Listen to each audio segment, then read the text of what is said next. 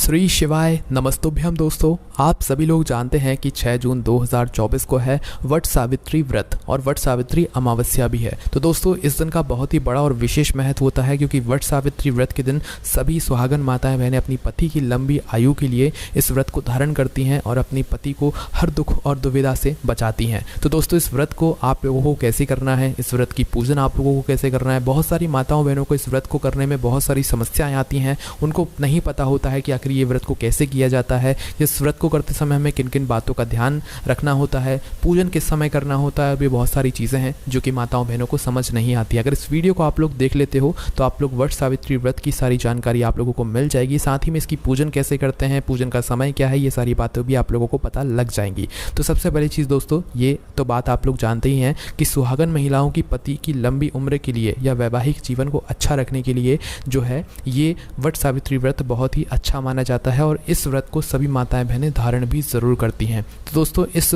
व्रत को करने के लिए आपको क्या क्या करना है वो सबसे पहले आप लोग सुन लीजिए। तो देखिए, सबसे पहली चीज़, जिस दिन ये व्रत हो, मतलब इस बार जो व्रत पड़ रहा है वट सावित्री व्रत का, वो 6 जून को पड़ रहा है। तो भाई इस दिन आप लोगों को सुबह सुबह जल्दी उठ जाना है और सुबह सुबह जल्दी उठकर अपने घर के सारे कामों से निवृत्त होकर, मतलब अपने घर के सारे कामों को कर आपको स्नान कर लेना है, शुद्ध हो जाना है। ठीक है, शुद्ध होने के बाद दोस्तों आप लोगों को क्या करना है, अपना शोला श्रृंगार करना है। इस दिन आपको सजना विशेष रूप से इस बात का ध्यान रखना है। एक दिन पहले आप लोग मेहंदी वगैरह लगाकर बिल्कुल तैयार हो जाना, और जिस दिन ये व्रत हो 6 जून को आप लोगों को सुबह सुबह स्नान करके अपने पैरों में मेहंदी माहौर वगैरह जो भी है सारी कुछ कर लेना है, मतलब शोला श्रृंगार आपको अपने ऊपर कर लेना है। विशेष रूप से इस बात का ध्यान रखना, श्रृंगार का इसमें विशेष महत्व यहाँ पर होता है। और इस दिन दोस्तों बड़ के पेड़ की पूजा होती है, मतलब बरगद के पेड़ की पूजा यहाँ पर होती है। इस पूजा को आप लोग अपने घर में भी कर सकते हो, पर घर में करने के लिए आपको एक दिन पहले क्या करना पड़ेगा, बड़ के पेड़ का कुछ डगाल वगैरह कुछ लाकर अपने घर में उसे लगाना पड़ेगा। ठीक है, और अगर घर में नहीं करना चाहते तो सबसे अच्छा यही होता है, जो ज़्यादातर जहाँ पर लोग करते हैं वो बरगद के पेड़ के नीचे करते हैं, या किसी मंदिर में लगा हुआ होता है, या घर के बाहर कहीं पर बरगद का पेड़ लगा हुआ होता है। तो ज़्यादातर माताएं बहनें वहीं पर जाकर पूजा करती हैं, और जहाँ पर सभी माताएं बहनें पूजा करें वहाँ पर अगर सभी, मतलब आप लोग भी वहीं पर करोगे तो ज़्यादा बेहतर रहेगा। ठीक है, अगर आप अपने घर में करोगे तो आपको बहुत सारी समस्याएं भी हो सकती हैं। तो इससे अच्छा यही होगा कि आप वहाँ पर जाकर पूजा करें जहाँ पर आपके घर के आसपास के सभी लोग पूजन करने वाले हैं। चाहे आप किसी मंदिर में अगर बरगद का पेड़ लगा हुआ है, बड़ का पेड़ लगा हुआ है, वहाँ पर जाकर भी ये पूजन कर सकते हो। आपके घर के आसपास कहीं पर भी ये पेड़ हो, वृक्ष हो, बड़ का पेड़ या बरगद का पेड़, तो वहाँ पर जाकर भी आप लोग ये पूजन कर सकते हो, क्योंकि आपके अलावा वहाँ पर बहुत सारे लोग पूजन करने के लिए आएंगे। सुहागन माताएं बहनें इस दिन पूजन करने के लिए ज़रूर आएंगे। ठीक है, उसके बाद में दोस्तों इस दिन पूजन का शुभ समय क्या है, शुभ मुहूर्त क्या है, किस समय से लेकर किस समय के बीच में हमें ये पूजन करनी है सुहागन माताओं बहनों को इस दिन की वट सावित्री व्रत की, तो वो भी सुन लीजिए। तो देखिए 6 जून को दोपहर के 11:52 से पूजा का शुभ मुहूर्त शुरू हो जाएगा, जो कि दोपहर के 12:58 तक ही चलने वाला है। ठीक है, तो इस समय के बीच में जब भी आप पूजन करेंगे तो बहुत अच्छा रहेगा। बाकी इससे इस समय के थोड़ा पहले थोड़ा बाद में भी अगर पूजन करते हो तो भी कोई दिक्कत वाली बात नहीं है, पर ये पूजन का शुभ समय है जिसे आप लोग ध्यान में रख सकते हो। ठीक है, उसके बाद में दोस्तों आप जानते हैं इस पूजन को करने की पूरी विधि क्या है, वो आप लोग यहाँ पर ध्यान से सुनिए। देखिए, पूजन को करने के लिए आपकी जो भी पूजन सामग्री है वो सारी आप तैयार करके बरगद के पेड़ के नीचे पहुँच जाना है। ठीक है, घर पर कर रहे हो चाहे बाहर कर रहे हो, पूजन विधि एक ही रहेगी, उसमें कोई भी बदलाव नहीं रहेगा, है ना। तो दोस्तों सबसे पहले आपको क्या करना होता है, जैसे आप बरगद के पेड़ के नीचे, बड़ के पेड़ के नीचे पूजन करने के लिए पहुँचते हो तो भाई उस जगह पर जाकर सबसे पहले आपको उस पेड़ के नीचे जल का सींचन करना पड़ता है। जल का सींचन कैसे करना पड़ता है, एक बार उस पूरे बरगद के पेड़ के मतलब गोलम गोल घूम के एक राउंड लगाकर, उस बरगद के पेड़ का एक राउंड लगाकर आपको पूरे में उसमें जल सींचना होता है ना। जल साथ में जल की धारा चढ़ाते चढ़ाते आपको पूरा एक राउंड उस बरगद के पेड़ का लगाना होता है। जैसे ही आपका जल चढ़ जाता है तो उसके बाद में दोस्तों आपको क्या करना होता है, आपको पिसे हुए चावल से जो है क्या करना होता है, एक मतलब कुछ बनाना होता है जो कि हम आपको बताते हैं। तो देखिए, पिसे हुए चावल के अंदर आप लोगों को थोड़ी सी हल्दी और थोड़ा सा पानी मिलाकर जो है एक वो चावल का वो बना लेना होता है, और उसके फिर थापे उसी मतलब बरगद के पेड़ के ऊपर आपको लगाने पड़ते हैं। आप जैसे ही आप मतलब उसके बरगद के पेड़ के ऊपर जल का सींचन कर दो, आप उस बरगद के पेड़ के पास में बैठ जाओ। ठीक है, बैठने के बाद चावल, पिसे हुए चावल के अंदर हल्दी और पानी मिलाकर आप उस चीज़ के जो है अपने हथेली से थापे लगा दो। कितने थापे लगाओगे, उसी बरगद के पेड़ के ऊपर 5 थापे लगाओगे या तो 7 लगाओगे। थापे कहने का मतलब है कि अपने सीधे हाथ की हथेली को लेना, उस चावल के अंदर भिगोना थोड़ा सा और उस पेड़ के ऊपर लगा देना। ठीक है, 5 थापे लगाना या तो 7 थापे लगाना, है ना। उसके बाद में दोस्तों आप लोगों को क्या करना है, सावित्री और सत्यवान का कुछ मतलब आपको एक मूर्ति जैसी भी बनाना है। चाहे आप वह सावित्री, सत्यवान और सावित्री जिसकी हम पूजन करने वाले हैं, तो भाई उनकी आप लोग चाहो तो मूर्ति भी बना सकते हो, चाहे तो मतलब आप सबसे पहले, क्योंकि दोस्तों उन्होंने व्रत किया था, उन्होंने इस व्रत की शुरुआत की थी और अपने पति के प्राणों की रक्षा करी थी, जिसके लिए आप लोग जो है क्या कर सकते हो, सबसे पहले आप लोग अपने आंचल में क्या कर सकते हो, जो है जो भी आपकी घुइयाँ वगैरह रहती हैं, मतलब जो आप पूजन सामग्री के लिए जो भी आप प्रसाद वगैरह लेकर आते हो, उसमें से कुछ सामग्री जो है आप लोग अपने किसी एक कपड़े के अंदर या चुनरी के अंदर आप लोगों को रखना होता है, जिसे आप लोग अपनी गोदी में भी यहाँ पर रख सकते हो। ठीक है, मतलब अपने आंचल में यहाँ पर आप लोगों को रखना है, जैसे घुइयाँ या आपके यहाँ पर कुछ भी और नाम से जाना जाता होगा ना। और ध्यान रखिएगा, जो भी आपने मीठी की सामग्री या मिठाई वगैरह जो है, फल वगैरह अपनी उस आंचल में रखे हुए हैं, तो भाई उस कपड़े को आप लोगों को बांधना भी विशेष रूप से है, इस बात का भी आप लोग ध्यान रखना। ठीक है, उसके बाद में दोस्तों सबसे पहले आपको जो है गौर गणेश बनाने पड़ेंगे। गौर गणेश आप लोग क्या कर सकते हो, मिट्टी के भी बना सकते हो, गोबर के भी बना सकते हो, सुपारी पर कलावा बांध कर भी गौर गणेश बना सकते हो। ठीक है, तो सबसे पहले हम लोग गणेश जी की पूजन करेंगे। गणेश जी को सबसे पहले रोली चावल और आपको हल्दी यहाँ पर समर्पित करना है।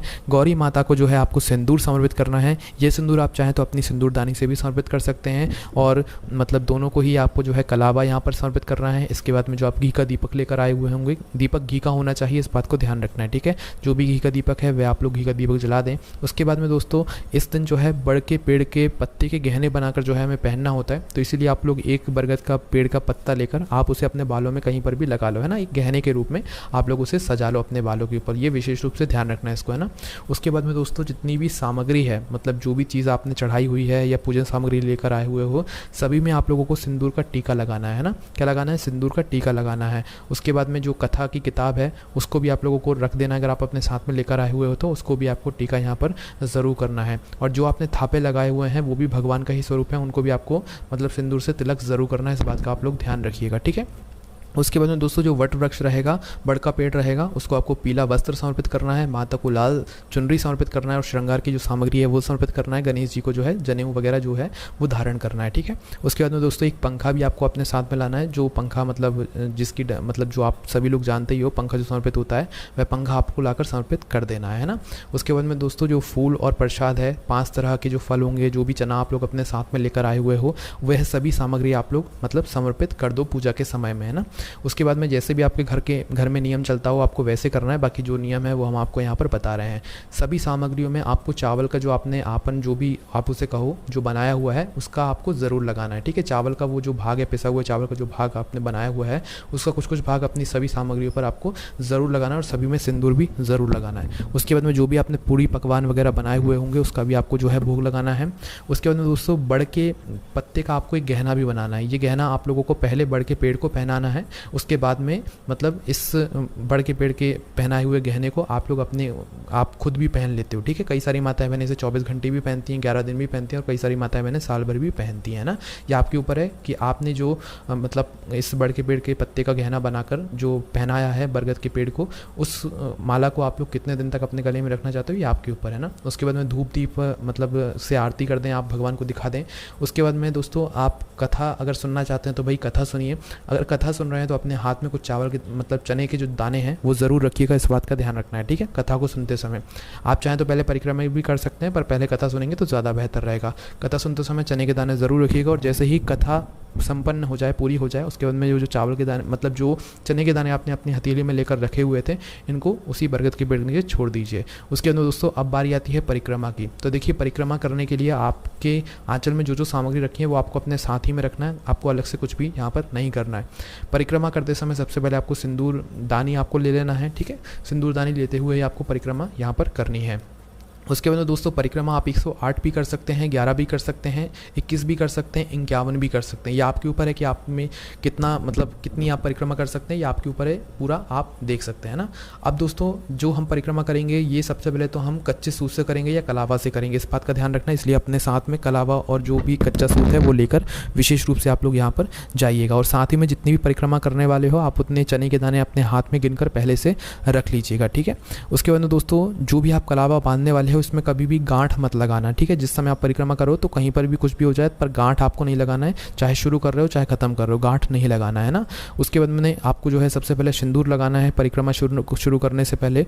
परिक्रमा करते समय मन ही मन आप लोगों को अपने पति के लिए प्रार्थना करना है, लंबी उम्र के लिए मतलब प्रार्थना करना है, उनके अच्छे भविष्य के लिए प्रार्थना करना है। और इसी बीच में अगर आपका धागा भी खत्म हो जाता है तो भैया आपको टेंशन लेने की कोई ज़रूरत नहीं है। धागा खत्म हो जाए तो उसे वहीं के वहीं छोड़कर आप अपने पूरी परिक्रमा पूरे करो, क्योंकि आपके हाथ में चने के दाने जो है वो बचे हुए होंगे, है ना। जैसे जैसे एक परिक्रमा आपकी होती है तो एक चने का दाना समर्पित करो, दूसरे होती है दूसरे चने का दाना समर्पित करो। इसी तरीके से आपको जो है आपकी गिनती भी यहाँ पर याद रहेगी। उसके बाद में दोस्तों जैसी आपकी परिक्रमा होती है अब आप जो है कपूर से आरती करो। कपूर ना हो तो भैया आप दीपक से भी आरती कर सकते हो, जो दीपक आपने जलाया हुआ था घी का। उसके बाद में दोस्तों आप लोगों को जो है गौर माता को जो है आपको सुहाग देना है, ठीक है। 5 बार आपको उनको सिंदूर लगाना है। कितनी बार? 5 बार। और 5 बार सिंदूर लगाने के बाद वही सिंदूर आपको अपनी मांग में भी लगाना है। कितनी बार? 5 बार लगाना है। और प्रार्थना करना है अपने सुहाग के लिए, है ना।